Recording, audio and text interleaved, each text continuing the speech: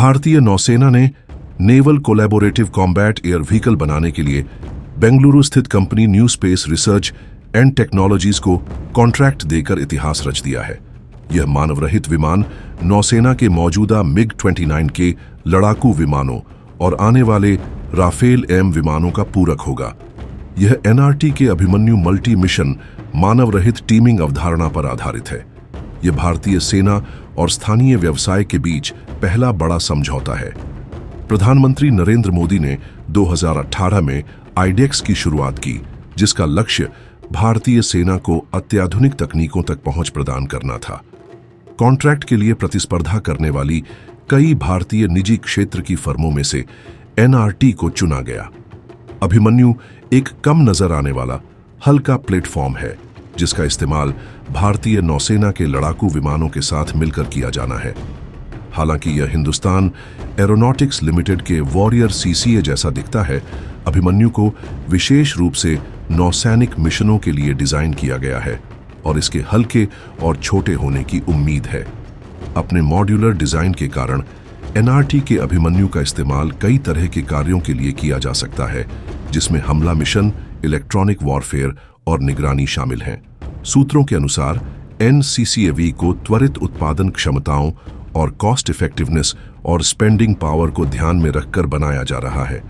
इस रणनीति के साथ भारतीय नौसेना अपने मौजूदा और भविष्य के लड़ाकू बेड़े में भारी मात्रा में तकनीक जोड़ने में सक्षम होगी।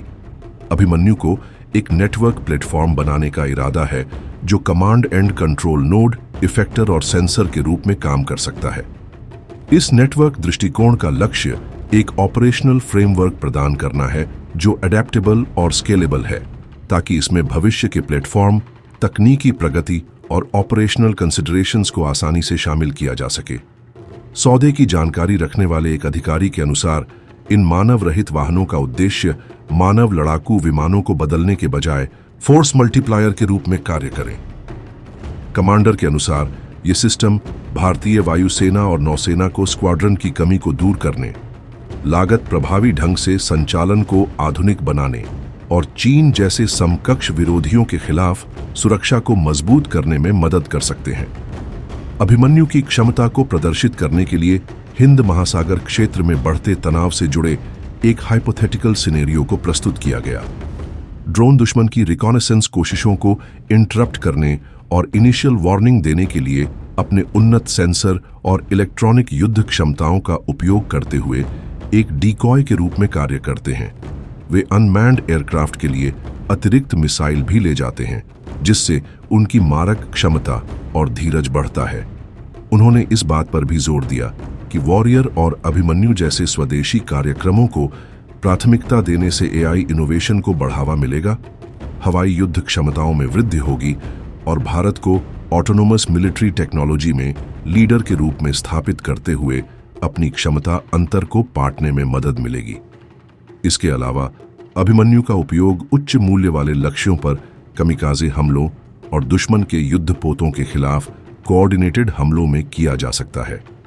अभिमन्यु एनसीसीएवी का विकास और तैनाती भारत की वायु शक्ति क्षमताओं को आधुनिक बनाने में महत्वपूर्ण कदम है।